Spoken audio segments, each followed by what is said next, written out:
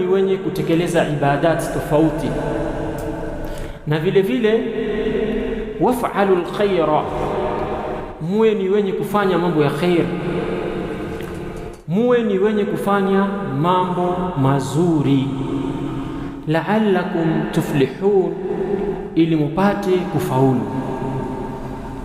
Kila mwanadamu anaenda mbio.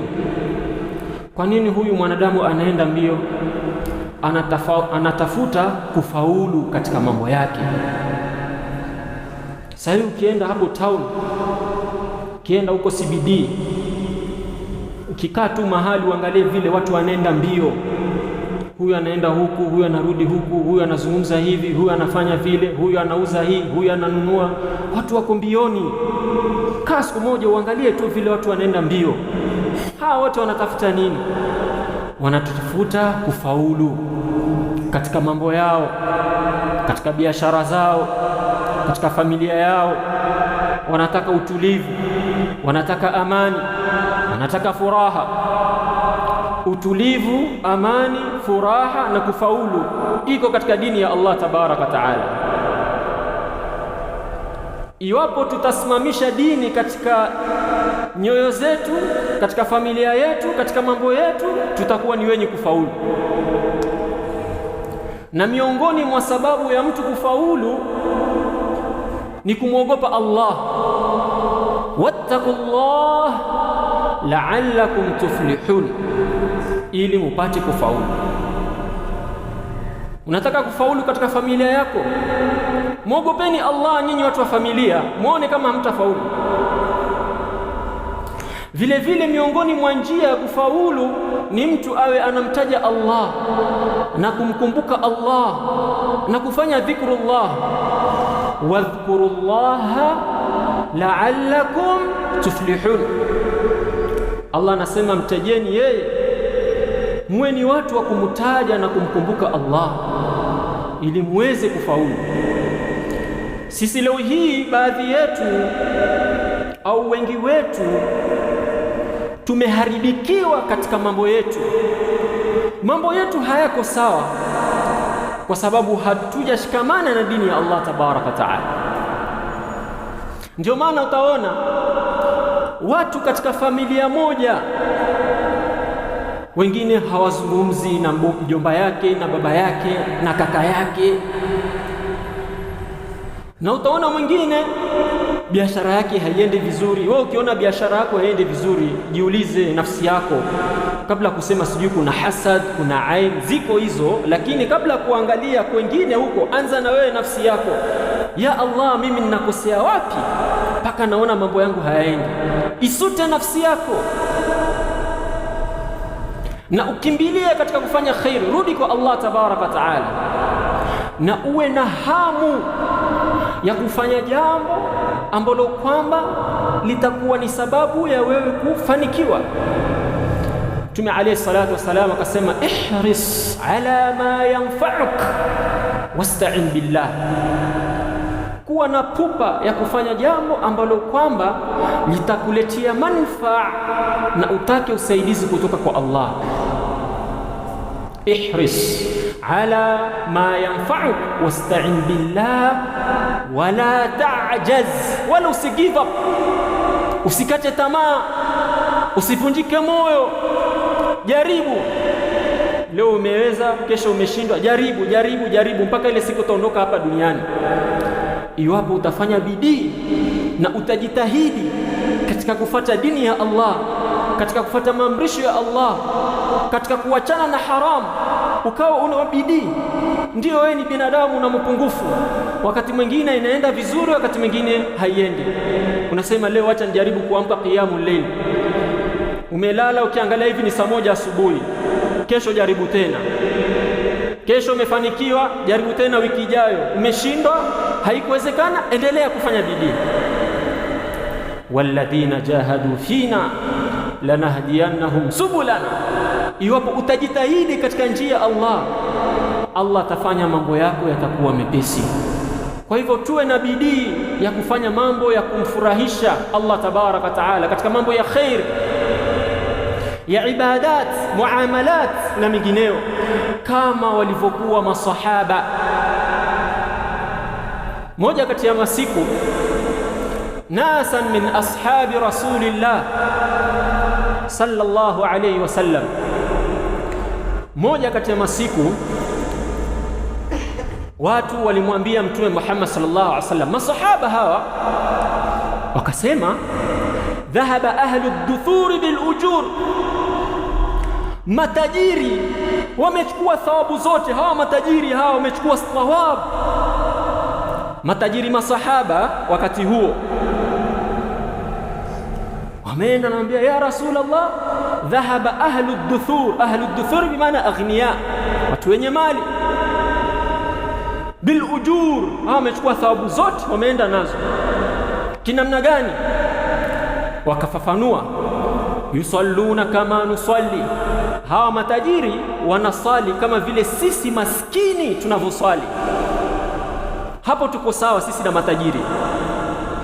Wayasumuna kama anasumu, hawa matajiri pia wanafunga hizi Monday na Thursday, pia wao wanafunga hizi ibada za kufunga pia wako.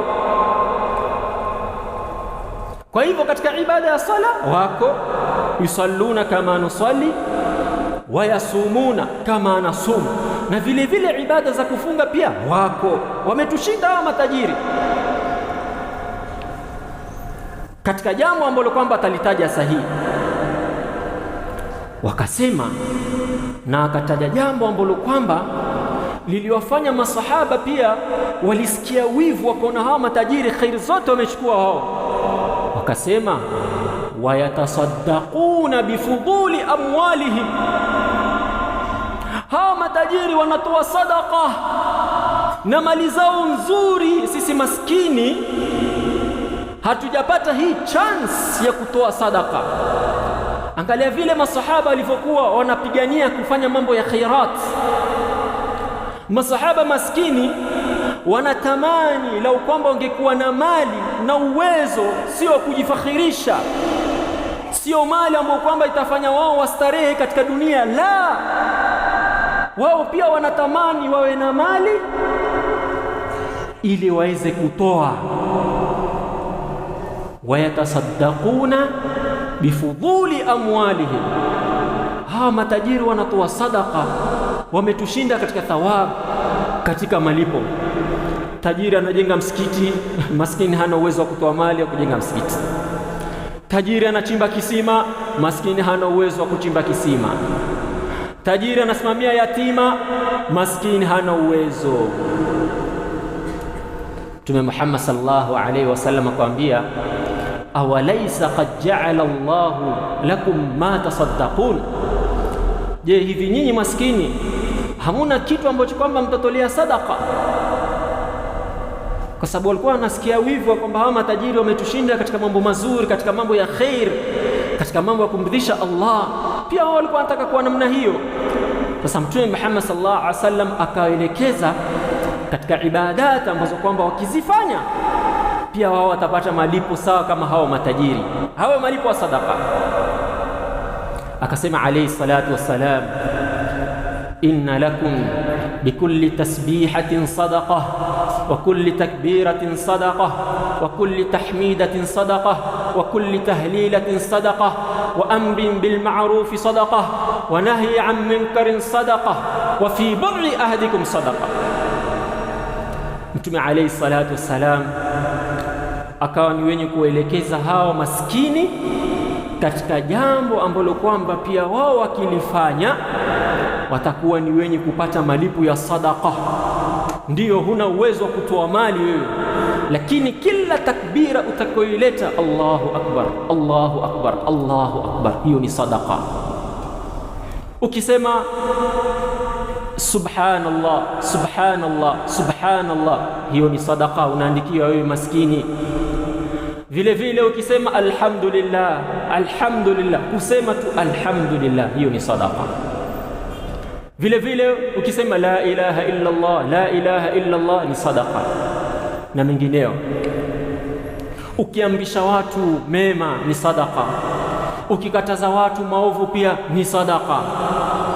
Kisha Mtume alayhi salatu wasalam akamwambia mwisho, wa fi bud'i ahadikum sadaqa, hata kustarehe na mke wako ni sadaqa. Ya Rasulullah, wakashangaa hapo, ewe Mtume wa Allah, ayati ahaduna shahwatahu wa yakunu lahu fiha ajr, vipi mtu amwendee mke wake astarehe na mke wake kisha andikie thawabu?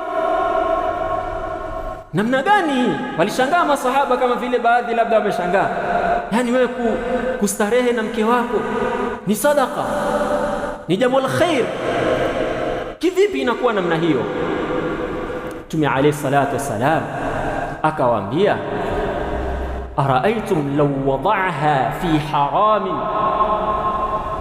akana alayhi wizr, je, mtu akistarehe na mwanamke kwa njia ya haram, mtu akifanya zina, je, anapata madhambi? Fakadhalika idha wada'aha fil halal kana lahu ajr, hivyo basi mtu akifanya ile tendo kwa njia ya halali anapata thawabu, kama vile kinyume chake mtu akifanya kwa njia ya haram anakuwa ni mwenye kupata madhambi makubwa mbele ya Allah tabaraka taala. Hii hadithi ina mafunzo mengi. Miongoni mwa mafunzo ni kuwa masahaba walipenda sana kushindana katika kufanya khairat, kiasi kuwa naona tajiri amenyosha mkono labda, ama katika misikiti yetu ya siku hizi tajiri anatoa milioni, laki, labda kuna mwingine maskini wa tamani lau kwamba Allah angenipa uwezo pia mimi nikatoa hata kumliko yeye. Na ndivyo hivyo waliposhindana Abu Bakar na Umar katika kutoa mali. Ikawa Umar aliposikia kuna sadaka akatoa mali, nusu ya mali yake. Je, leo hii mimi na wewe tunaweza kutoa nusu ya mali zetu kwa ajili ya Allah? Angalia nguvu ya imani. Abu Bakar naye alipoona kwamba Umar ametoa nusu ya mali yake, Abu Bakar akatoa yote kwa ajili ya Allah. Ni jambo ambalo kwamba labda akili yako inashangaa, lakini mtu ambaye kwamba akuna imani, hakuna kitu ambacho kwamba kinamshinda yeye kufanya jambo kwa ajili ya Allah tabaraka taala. Kwa hivyo tuwe ni wenye kushindana katika mambo ya khair. Katika jambo la dini ufanye haraka, hata usiseme sijui kesho, baadaye, next week. Hata ukipledge mahali ya sadaka yako, fanya bidii siku hiyo hiyo, wakati huo toa, malizane na hiyo, kwa sababu hapo imani iko vizuri. Lakini ukisema kesho kutwa, kuna mashetani wengine unapatana nao, huo inakuwa ni sababu ya imani kushuka na kuteremka, inakuwa ni uzito. Kwa hivyo katika jambo la khair kimbilia. Katika kutafuta dunia yako usikuwe na haraka, usikuwe na pupa, usiwe na papara. Pole pole, Allah ashakuandikia riziki yako. Katika Qur'an Allah tabaraka taala alipozungumzia kuhusiana na dunia akasema, fantashiru fil ardh, muenee katika ardhi, famshu fi manakibiha, tembeeni, usikuwe na haraka na riziki Allah amekuandikia, usikuwe na wasiwasi. Hata ukaenda mbio kiasi gani, riziki ni ile Allah aliyokuandikia. Lakini katika mambo ya khair Allah anasema wasari'u, kimbilieni, wasabiqu, fanyeni haraka, muwe mstari wa mbele. Bali katika kurudi kwa Allah, fafirru ila Allah.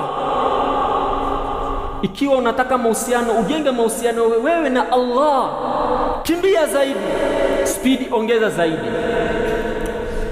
Katika kufanya mambo ya ibadat na khairat fanya haraka. Lakini unapokuwa unataka kujenga mahusiano, strong relationship wewe na Allah, Allah anakuambia ndani ya Qur'an, fafirru ila Allah, kimbilieni. Useme nitatubu jioni, nitatubu baadaye, fanya haraka. Hivi ndivyo ambavyo kwamba tunatakiwa Waislamu tuwe tunashindana katika mambo ya kumtii Allah tabaraka taala. Aqulu ma tasma'un wa astaghfirullah li wa lakum wa lisa'il muslimin innahu huwal ghafurur rahim wal barru karim fastaghfiruh. Alhamdulillah wassalatu wassalamu ala rasulillah sallallahu alaihi wasallam. Ndugu Waislamu, tunazidi kukumbushana ya kuwa tunafaa kushindana katika mambo ya kheri. Wewe umesaidia yatima 2, mimi nitasaidia yatima 10. Wewe umejenga msikiti mmoja, mimi nitajenga misikiti 7. Leo hii tumekuwa ni wenye kushindana katika mambo ya kidunia zaidi hata kuliko kushindana katika mambo ya akhera. Watu wanakuwa ni wenye kushindana katika masala ya mpira, katika masala ya football. Leo sisi ndo tutafunga, leo sisi tutashinda. Unashindana katika, hata huyo player hakujui wewe ni nani, hata hawezi kukusaidia. Mpaka wengine anafanya betting, tukishinda mimi nitatoa 20,000 au nikishinda mimi nitafanya hivi. Unasahau akhira yako, ikawa dunia umeweka katika kifua chako. Wengine ikawa wanashindana katika mambo ya siasa, wengine wanashindana katika biashara, na wengine wanashindana katika mambo ya upuzi, mambo ambayo kwamba hayana manufaa yoyote. Mpaka wengine wanashindana katika maasi, katika matusi. Asijaribu kunikaribia huyo, asijaribu kunitukana. Ile matusi nitampea, atajutia kwa nini amezaliwa. Yeye huyo hanijui. Kuna watu wanajifakhiri katika maasi, hanijui mimi ni nani. Kweni binadamu dhaifu ambao kwamba utafariki, utaoshwa, utatolewa ngumu, utasalia janaza na utazikwa. Kweli wewe ni nani? Usiwahi kuonesha kiburi. La yadkhulu aljanna man kana fi qalbihi mithqalat min kibr, haingii peponi yule ambaye kwamba ako na kibri kidogo tu. Mtume alayhi salatu wasalam amesema haingii. Hata kama Allah amekupa cheo na mali na connection na power, usiwahi kumwambia mtu kusema yeye ananijua mimi ni nani. Wewe ni yule ambaye kwamba umetokamana na manii ya binadamu, maji machafu. Usiwahi kujivunia na kitu chochote ewe binadamu. Fa anta dhaif, anta miskin. Ya ayuha nnas antumul fuqara ila Allah. Allah anasema enyi watu nyinyi mafukara. Sisi hatuna kitu, tumekuja hapa duniani hata champali hata viatu hatuna. Tumekuja with nothing and we shall leave everything. Ile ambayo kwamba itatusaidia ni ibada. Kumalizia na hadithi moja, Mtume Muhammad sallallahu alaihi wasallam anasema wallah mal faqra akhsha alaykum walakinni akhsha an tubsata alaykum ad-dunya kama busitat ala man kana min qablikum fatanafasuha kama tanafasuha fatuhlikakum kama ahlakathum. Hadith fi sahih Bukhari wa Muslim. Mtume alayhi salatu wasalam anasema kwa kula kiapo, wallahi na apa kwa jina la Allah, mal faqr akhsha alaykum, mimi siogopei ufukara juu yenu enyi ummati Muhammad sallallahu alayhi wasallam. Mimi siogopi kwamba nyinyi mtakuwa mafukara katika hii dunia, walakinni akhsha, ile kitu ambayo kwamba mimi naogopea, antubsata alaykum ad-dunya, ni kwamba hii dunia iwe ni wenye kufunguliwa kwako wewe, uwe uko na mali, uwe uko na power, uwe uko na cheo, fatanafasuha, mkawa ni wenye kushindana katika dunia, katika magari makubwa makubwa, ikawa ni wenye kushindana katika wanawake wa zina, waliyadhu billah, ikawa ni wenye kushindana katika fisqa na mambo ya muharramat, fatuhlikakum, mkawa ni wenye kuangamia. Kama vile utaona baadhi ya wasichana wanashindana katika TikTok, huyo amedance for 30 minutes, mimi nita dance for 2 hours. Huyo ako na followers 200,000, mimi nitafanya bidii ni kuwe na followers 500,000. Hata kama ni kwa njia ya haram, hata kama ni kwa njia ya kumridhisha Allah, she doesn't care about that. Muhimu yeye amepata followers na comments na likes. Tusishindane katika mambo ambayo kwamba hayatufai. Mtu akishindana katika mambo ambayo kwamba hayafai atakuwa ni mwenye kuangamia. Angalia vile dunia ilivyofunguliwa sahihi. Wewe mzazi, kaa na kijana wako, kaa na mtoto wako, kaa na msichana wako.